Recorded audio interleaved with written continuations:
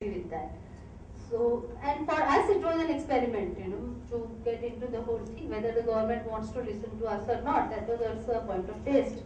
So, I'm sorry to say, but all the doctors, we trained about 20 doctors at that time, and believe me, all of them moved out of the area within 6 months of time. Somebody resigned, somebody went away, something happened, and somebody transferred, and somebody did that and that. All 20 of them were changed. There were no doctors on the PHC for quite some time. Dr. Bakre kept asking me, "Oh, please see to it that there are drugs on the PHC." I said, "What to do? There is nobody to use the drugs. Why you want to store it at the PHC?" So then he said that, "Okay, I will give you the drugs." I said, "No, please don't give me drugs. I have enough drugs with me.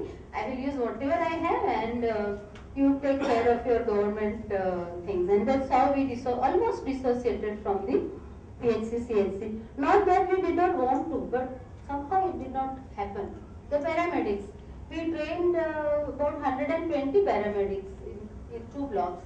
And these paramedics, when they came to the group, we saw that they were all some of them were due to retire, some of them were not interested, some of them were so old and, quote unquote, we say khadus. Those who were interested in good food and talking a lot went back home, forgot about everything, and then they said, "Oh, there is no psychiatrist in our program. What can we do?" "I'm sorry, madam, I would like to do a lot. You please call me at your organization. I will come and work." 5 years have gone, he's never turned up. So somehow it doesn't work. I'm sorry to say there are lots of government people sitting here, but it did not happen in DMSP.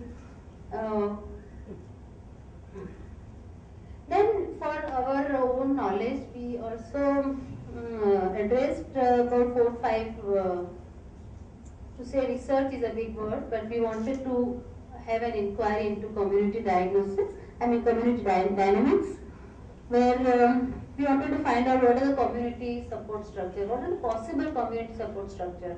And we asked everybody, whom do you call a support structure? And they began from family to Anganwadi and Panchayat and leaders and this and that. We had a questionnaire filled up for everybody, and we found that what actually happens when a person is mentally ill, who is going to help him, hold his hand and take him to the care? Nobody. It's only the direct relatives. The wife, the mother, the father, the brother. These are the people who are helping. Rest of the community has a very advisory role. They sit up like that and they say, "Oh, you have not gone to that Goa, or you have not gone to that Bhagat. Why don't you take your brother there and he'll be alright?" And things like that. So when it actually comes to giving a solid help, there is nobody with these patients. And often ours is a community which is characterized by a lot of temporary migration, to the urban areas where they go for construction labor, things like that. Is a livelihood strategy for them. So often they are not taken care of. They just at home, some old person is there in the home, he or she is able to take care, not able to take care, just left at home.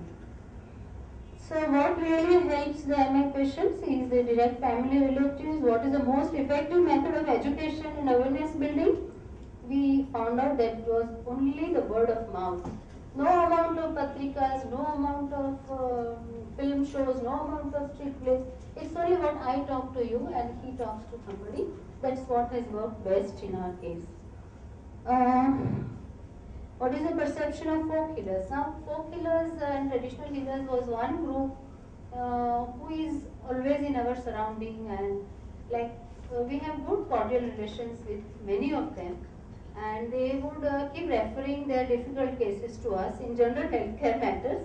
So we approached them, we held their what we call sammelans. What is sammelans? Convention, meetings, group meetings with these folk healers. And we taught them what is mental illness, how does it occur, what happens into the body of a mentally ill patients and things like that. And they were amazed, they were like that. They were wanting to understand what it is and how it is. And I'm very happy to say that now they have also started bringing their such difficult cases instead of their traditional approach of blaming the people. And they will say that, okay, in the north of your house there is a red sari which is hanging and there is the trouble, go and shoot your trouble there. That's how they would motivate the community, and then the community would have infighting. This is a tribal community, they can go to any extent.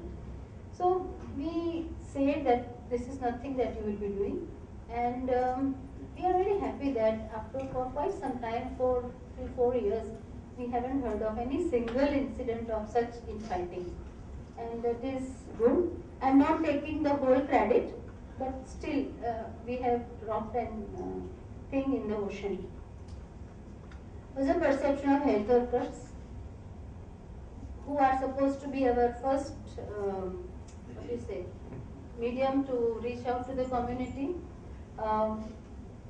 Initially, their belief structure was similar to the community, as Dr. Shaila was pointing out.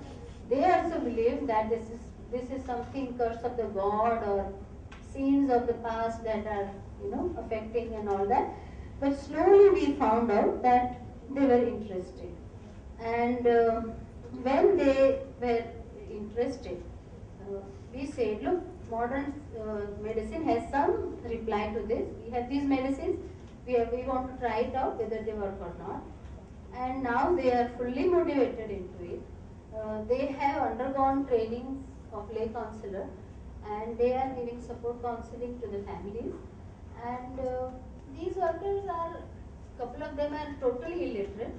One of them is 8th standard passed, one of them is 9th standard passed. No one after the 12th standard. So this is their education thing, but we found them the most effective.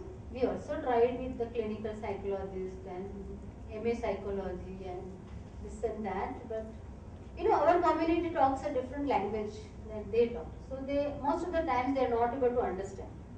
Secondly, they don't want to travel to the house of the lady or the patient.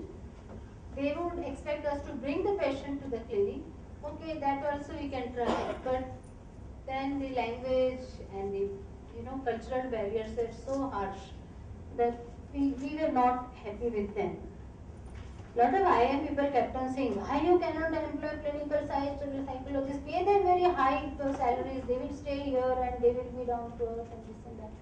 So my only answer was that if I am able to bring about 65% of community-based rehabilitation, or at least put back these patients in their original life, their social life, economic life, whatever they were doing, if I am able to put them back, then I don't need a counselor. I am not denying the role of a counselor, but we are able to achieve quite a lot, and we are happy with that. Not that 100% satisfied, but we are happy that we can do this with the least resources, and we are able to manage the show because these workers are listening to us. They want to know more and more about what they are doing. Okay, so DMHP, we did training of doctors, I told you the story, training of paramedic staff, IC, posters. We did a manual for teachers also. Their role in, let me show this, 3 manuals that we worked. This was the first one we did for our health workers. When they go to the community, they were not 100% sure of what they are expected to talk. So what we did was we made some color slides. It's supposed to be like this. These are also the posters which were introduced into the community, and this side is the story of the posters. So, the person will show this and read it from behind and try and explain what it is. So this was a kind of mental education sort of booklet. This is for the health workers themselves, what their role is, how they can work in the community, how they can identify patients, and it's like a Bible for them,